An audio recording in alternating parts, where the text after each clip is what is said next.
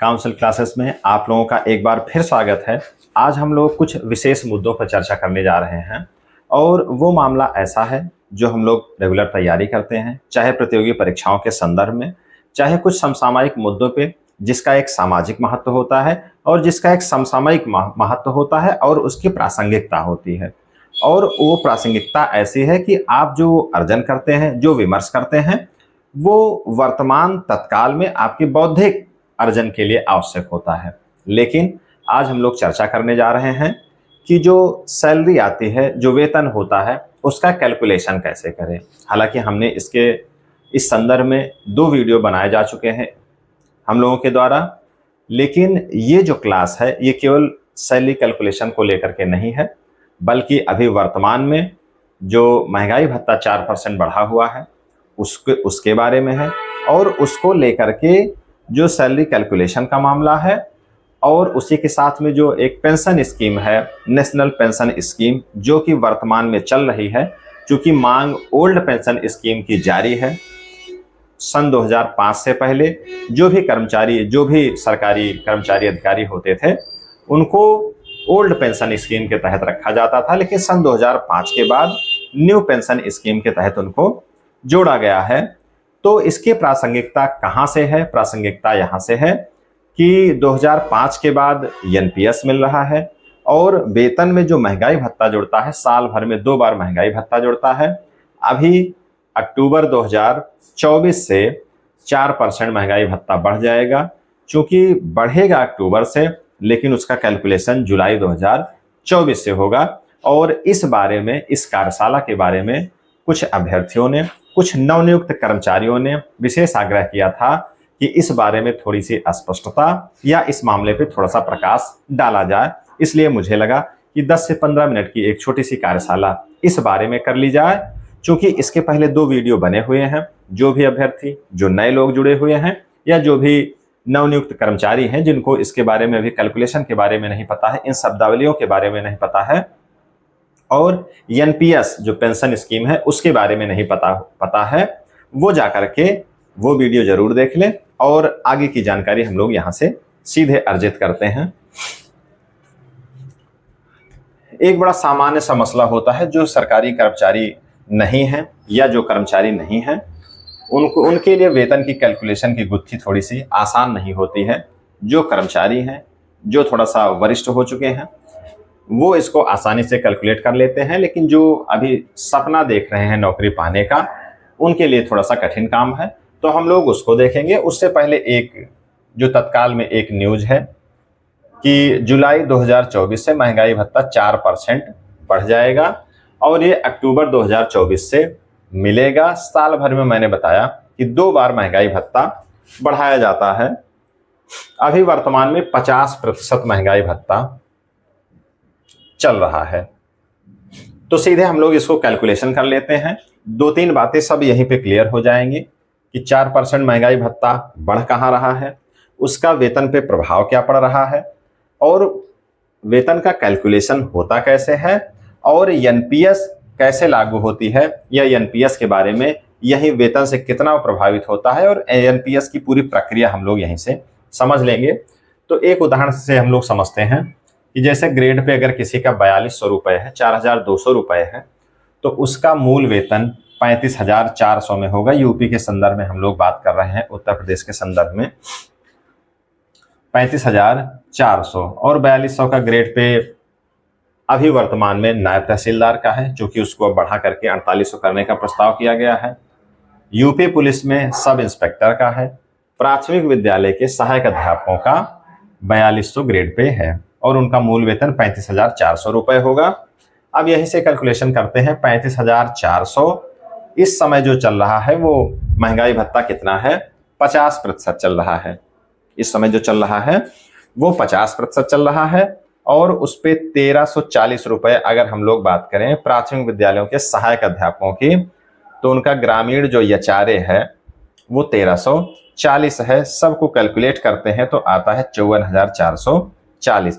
35,400 मूल वेतन, और जिसपे 50% वर्तमान में जो महंगाई भत्ता है वो, और 1340 एचआरए, 54,400 रुपये पूरा आपका वेतन बनेगा। और उसके बाद अगर हम लोग एचआरए को हटा दें तो वो 53,100 रुपए बनेगा। अब यदि 4% डीए बढ़ जाता है, जो महंगाई भत्ता है वो 4% बढ़ जाता है, तब वेतन कितना हो जाता है? 35,400 मूल वेतन, और ये 50 की बजाय 54% हो गया है, और 1340 एचआरए है, तो आपका हो जाता है 55,856 रुपए टोटल मिला करके। अगर उस 50% महंगाई भत्ता और 54% महंगाई भत्ता के अंतर को देखें तो आपकी सैलरी में 1416 रुपए, 1416 रुपए की वृद्धि हुई है। और ये वृद्धि आपकी अक्टूबर 2024 से दिखेगी। जो बेसिक पे से शुरू कर रहे हैं, अगर कोई इस ग्रेड पे की नौकरी अगर किसी को मिली है और उसकी नियुक्ति अभी हुई है, तो अक्टूबर से उसको वेतन मिलेगा। और इसको कैलकुलेट करने का आसान तरीका सबसे यही है कि जितना आपका बेसिक पे है 35,400, उसको आप 1.50 से गुणा कर दीजिए वर्तमान में, प्लस 1340 एचआरए उसमें जोड़ दीजिए, तो आपका जो पूरा वेतन है वो हाथ में आपके आ जाएगा। जब 4% बढ़ जाएगा तो 1.54 आप जोड़ करके ऐसे निकाल सकते हैं। ये तो रहा जो 4% डीए है उसके बारे में, और वेतन का कैलकुलेशन कैसे करते हैं उसके बारे में। इसी तरीके से ग्रेड पे और मूल वेतन को काउंट करके आप ये निकाल सकते हैं। अब हम लोग आते हैं एक सबसे ज्वलंत मुद्दे पे, एनपीएस पर, नेशनल पेंशन स्कीम। चूंकि सरकार ने इसको और थोड़ा सा बेहतर बना के, ऐसा उनका दावा है, यूपीएस उन्होंने लॉन्च किया है। मामला ओपीएस का है, ओपीएस की मांग हो रही है और यूपीएस सरकार ने लागू किया है। लेकिन वर्तमान में जो अभी चल रहा है वो क्या है? एनपीएस। अब इसमें क्या है, क्या सुविधाएं हैं, क्या नहीं है, उसके बारे में हम लोग यहाँ पे चर्चा कर लेते हैं। तो नेशनल पेंशन स्कीम के बारे में ये है कि 1 अप्रैल 2005 से इसको लागू किया गया है। अब इसमें जो सबसे प्राइमरी चीज है वो ये है, ये ओपीएस की तुलना में यही इसमें खराबी है कि इसमें जो आपको पेंशन मिलेगी उसके लिए सरकार जो भी उपभोक्ता है, जो भी कर्मचारी है, उसके खाते से 10% की कटौती करती है। अच्छी चीज ये है कि 10% की कटौती करके उसमें 14% अपने तरफ से मिला लेती है, और जो टोटल फंड बनता है वही लास्ट में आपको मिलेगा। कुछ हिस्सा आपको मिलेगा और कुछ हिस्से से आपको पेंशन दी जाएगी। वो हिस्सा सरकार अपने पास रख लेती है। जो फंड होता है उसको सरकार शेयर मार्केट में लगाती है और कुछ हिस्सा उसका अपने पास रखती है। एक सामान्य तौर पे जो एक एस्टिमेट बना है, अप्रॉक्सीमेटली जो देखा गया है, इसका जो रिटर्न होता है वो कितना होता है? लगभग 12 से 15% तक ये देखा गया है कि इस पे जो ब्याज बनेगा वो कितना बनेगा आपके फंड पे, जितना आपका कलेक्शन होगा, 12 से 15%। अब हम लोग देख लेते हैं, जैसे अगर हम लोग असिस्टेंट टीचर की बात करते हैं बेसिक में, तो इसकी रिटायरमेंट एज 62 ईयर है। 62 साल बाद आपको वो फंड मिलेगा, 10% सरकार लेगी। अब वो ले कैसे रही है? जैसे अगर इसी पे बात करते हैं, जो एचआरए हैं उस पे कटौती नहीं होती है। जो मूल वेतन है, जो महंगाई भत्ता है, उसका 10% काटा जाता है। यहाँ हमने निकाला था, जैसे अगर हम एचआरए को डिलीट करते हैं यहाँ से, तो 53,100 रुपए आपका वेतन बन रहा है कुल। इसका 10% हो गया 5310 रुपए, 5,310 रुपए। और जब 14% इसका सरकार ऐड करती है तो वो 14% कितना हो जाता है? 7,434 रुपए। अब आपके महीने में सैलरी से कटौती 5310 की हुई और 7,434 रुपए सरकार ने उसमें अंशदान किया। टोटल आपका कितना हो गया? 12,744 रुपए। मतलब एनपीएस के फंड के रूप में एक महीने में आपका 12,744 रुपए कलेक्ट हो गया। अब यही 12,744 हर महीने कटते हुए, और यही पैसा सरकार शेयर मार्केट में इन्वेस्ट करती है, कुछ अपने पास रखती है, और यही जो फंड होगा इसी पे आपको शेयर मार्केट से रिटर्न आपको 12 से 15% मिलेगा। ये लगभग इतना मिल ही जाता है, लेकिन कि कर्मचारियों की मांग ये है कि या तो ओपीएस दिया जाए, नहीं तो कम से कम इतना इसको गारंटेड कर दिया जाए। 12 मिलेगा, 10 मिलेगा, 15 मिलेगा, कितना मिलेगा इसको फिक्स कर दिया जाए, चूंकि शेयर मार्केट में उतार चढ़ाव होता रहता है। अब ये तो रहा फंड। मान लीजिए आपका इतना कटते हुए साल भर में 3 लाख अगर आपका फंड हो गया है, तो अब एट रिटायरमेंट, जिस समय आप रिटायर्ड होते हैं, तो उसका 60% आप निकाल सकते हैं। सपोज दैट अगर कोई कर्मचारी जिसने अभी शुरू किया है और लास्ट में जा करके उसका कलेक्शन हो जाता है 1 करोड़ रुपए, इतना हो ही जाएगा। अब 1 करोड़ में अगर आप चाहें तो 60% मतलब 60 लाख इसका आप रिटायर्ड होने के समय आप इसको कैश ले लें, और 40% इसका 40 लाख रुपए पेंशन के लिए आपके खाते में वो पड़ा रहेगा। सरकार के द्वारा वो निकाला नहीं जा सकता, आप उसको निकाल नहीं सकते हैं। ये रेशियो 60-40 है। ये रेशियो 70-30 नहीं होगा, बल्कि ये 40 बढ़ सकता है। कैश आप कम निकालना चाहे तो ये हो सकता है, लेकिन पेंशन के लिए जो बचत है, जो आपको वहाँ रेस्ट अमाउंट छोड़ना है, वो 40% से कम नहीं हो सकता। अगर हम मानते हैं 60 आपने निकाल लिया, तो जो 40% आपका बचा है उसी से आपको पेंशन दी जाएगी। और आप इसको पूरे जीवन काल में जब तक आप हैं 3 बार आप इसको निकाल सकते हैं। आपात परिस्थितियों में जो भी आपका कैश अमाउंट बन रहा है, जो फंड बन रहा है, जो कॉर्पस बन रहा है, 1 करोड़ मान लीजिए बन रहा है, तो उसको आप पूरे जीवन भर में 3 बार निकाल सकते हैं। और जब तीनों बार आप निकालेंगे तो 5 सालों का अंतराल होना चाहिए। ऐसा नहीं है कि आज निकाला फिर अगले महीने फिर अगले महीने, नहीं, 5 सालों का अंतराल होगा। और एक शर्त यह है कि कर्मचारी अपने हिस्से का पैसा निकालेगा, मतलब ये वाला, ये जो आपके हिस्से का है, ये जितना कलेक्शन हुआ रहेगा साल 2 साल 10 साल में, उस हिस्से को आप निकालेंगे। इसको आप टच नहीं कर सकते हैं। इसमें भी 1/4, मान लीजिए आज की स्थिति में आपका कलेक्शन 3 लाख रुपए हो गया है, जिसमें मोटा मोटा आप देख रहे हैं कि 1 लाख रुपए हिस्सेदारी आपकी है, 2 लाख रुपए सरकार ने मिलाया है। तो आज अगर आप निकालना चाहते हैं तो 1 लाख का 1/4 आप निकाल सकते हैं, मतलब 25,000 रुपए आप निकाल सकते हैं। और ये भी 3 बार केवल, और आपात परिस्थितियों में। आपात परिस्थितियों का मतलब अगर आपको घर बनाना है, शादी करनी है बच्चे की, या ऐसी कोई कंडीशन आती है स्वास्थ्य को लेकर के जिसमें ज़्यादा पैसे की आवश्यकता है, तो आप ये निकाल सकते हैं। अब मामला आता है कि आपने 60 इसको पूरा निकाल लिया, 40 लाख रुपए जो बचा हुआ है, एक हमने अनुमान लगाया है, तो उस पर कितना परसेंटेज मिलेगा। तो मोटा मोटा ये देखा गया कि 5 से 8% के ब्याज दर से आपको पैसा मिलेगा। कहाँ पर? पेंशन के समय। अगर 40 लाख को ही आप कैलकुलेट कर लेते हैं 5 से 8% के रेशियो में, तो 10% के हिसाब से देखेंगे तो साल भर में यह हो गया 4 लाख। 8% से कम करते हैं तो 3 लाख के आसपास।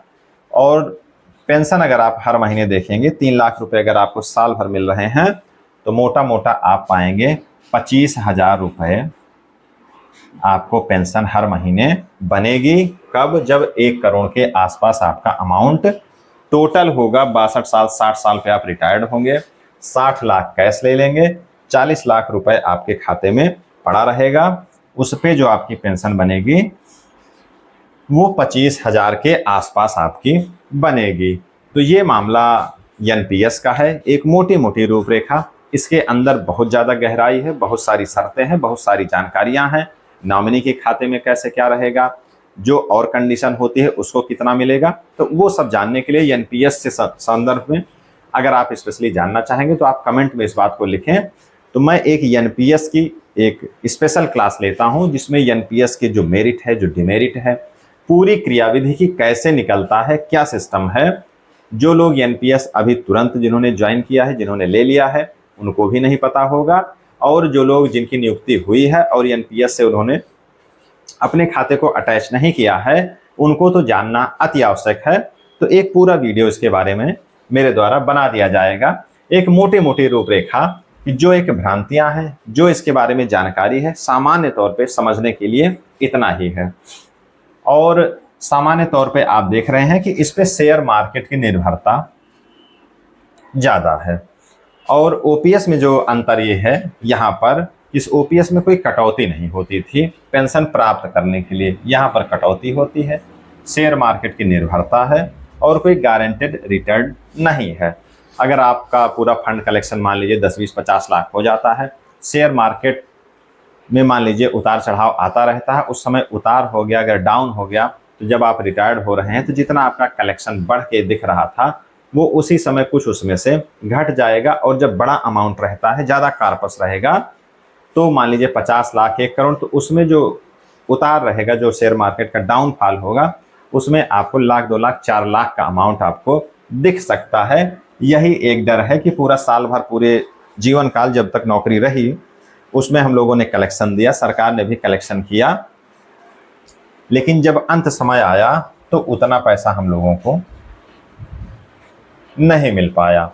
तो सामान्य तौर पे एनपीएस के संदर्भ में और वेतन कैलकुलेशन के संदर्भ में, और अभी जो तत्कालिक प्रासंगिक जानकारी है डीए के बारे में, उसके बारे में हम लोगों ने समझ लिया। और हर 6 महीने पे ये डीए बढ़ता है। पिछले कुछ समय से ये देखा जा रहा है कि 3% या 4% इसी के आसपास डीए बढ़ रहा है, और उस डीए का मूल वेतन के हिसाब से वृद्धि होती है। जितना आपका मूल वेतन है, ये आपका, जैसे अगर देख रहे हैं वेतन कैलकुलेशन पे हम लोग आते हैं, ये जैसे 35,400 रुपये है, तो ये हर वर्ष 3% का इंक्रीमेंट भी इसमें होता है। 3% ये बढ़ेगा, तो उसी के हिसाब से अगर कैलकुलेशन इसको आप करेंगे तो ये थोड़ा सा बढ़ जाएगा। इधर डीए भी बढ़ेगा, इधर इंक्रीमेंट बढ़ेगा, तो टोटल अमाउंट आपको दिखेगा कि कुछ बढ़ता हुआ नजर आएगा। इंक्रीमेंट जो बढ़ता है, जो वेतन वृद्धि होती है, वो साल भर में 1 बार होगी, और जो डीए होता है वो साल भर में 2 बार होता है, जनवरी में और जुलाई में। चूंकि तात्कालिक वृद्धि का आदेश आ नहीं पाता है, इसलिए अमूमन देखा गया है कि उधर मार्च में और इधर अक्टूबर में, अक्टूबर के वेतन से जुड़ेगा, और जुलाई, अगस्त, सितंबर का जो भी पिछला महीना बचा रहेगा उसका डीए वाला हिस्सा एरियर के रूप में आएगा। और यहाँ पे एनपीएस के संदर्भ में एकदम स्पष्ट कर दिया जाए, किसी के दिमाग में ये ऊहापोह न रहे, कि जो भी एनपीएस की कटौती होती है वो आपके मूल वेतन और जो आपका डीए बन रहा है उस पर होता है, आपका जो एचआरए है उस पर नहीं होता है। और जो ये 10% काट रहा है, तो सरकार 14% देती है, तो उस 14% को आप 140% माने। अगर आप केवल 14% से कैलकुलेशन अगर आप करेंगे तब आप नहीं निकाल पाएंगे। 5310 रुपये का 14% से आप नहीं निकलेगा आपका, इसको 140% करना पड़ेगा। जैसे कैलकुलेटर में आप सीधे निकाल करके देख लें। कई बार हमने देखा है, एक बार जो मैंने पिछला वीडियो बनाया था उसमें कुछ लोगों ने कमेंट किया था, कुछ कर्मचारियों ने, कुछ अभ्यर्थियों ने, कि सर इसको 14% से निकाल रहे हैं तो वो डिस्टर्ब हो रहा है। जैसे मान लीजिए 53,100 रुपये, 53,100 रुपये है, इसका आप निकालते हैं कितना, 10%, तो ये आ जाता है 5310 रुपये। अब इसका अगर आप 14% निकालेंगे तब ये नहीं आएगा, इसको आपको 140% के हिसाब से अगर आप कैलकुलेट करेंगे तब ये आपका 7434 रुपये, 7,434 रुपये आएगा। मतलब कि आपका 100% का जो हिस्सा है उस पर सरकार 140% के हिसाब से देती है। आपके हिस्से से 14% हिसाब का उस कैलकुलेशन में नहीं आएगा। 10% आपसे कटौती होगी, 14% देगी आपके 10% के रेफरेंस में, वो 14 है। टोटल में देखेंगे तो आपको 140 के हिसाब से निकालना पड़ेगा। और वेतन कैलकुलेशन का जो एक छोटा सा फार्मूला नहीं है, बस सामान्य तौर पे अगर आप मोबाइल में या कैलकुलेटर में देखते हैं तो सीधे आपका मान लीजिए बेसिक ये है। ये जो भी जानकारी मैं दे रहा हूँ, पिछला वीडियो जो बनाया गया था मेरे द्वारा, उसमें जो कमेंट आए हुए थे उसी का सप्लीमेंट्री वीडियो है ये, कि इस पे थोड़ी सी समस्या आ रही है, थोड़ा सा बना दिया जाए। क्योंकि जो लोग इसके ज्ञानी हैं, जो पंडित हैं, पारंगत हैं, उनके लिए हंसी मजाक का विषय हो सकता है, लेकिन जो लोग नहीं जानते हैं उनके लिए बड़ा गुणकारी लग रहा होगा कि हाँ आज जो है मामला बन गया, कैलकुलेशन हम समझ नहीं पा रहे थे। तो ये बेसिक पे अगर हम 35,000 400 लेते हैं, तो इसको निकालने के लिए आपको कैलकुलेटर में गुणा करना है और 1.54 अगर लिखते हैं आप, 50 मान लीजिए इस समय है, वो प्लस 1340, टोटल अमाउंट आपका 54,400 रुपये आ जाएगा। और वैसे आप निकालेंगे 2-3 बार आपको जोड़ना पड़ेगा। अब जैसे 54% हो गया है, 4% बढ़ गया, तो आप सीधे केवल आपको 1.54 कर देना है, जो डीए वाला सेक्शन है। टोटल आपका 55,856 रुपये आसानी से निकल आएगा।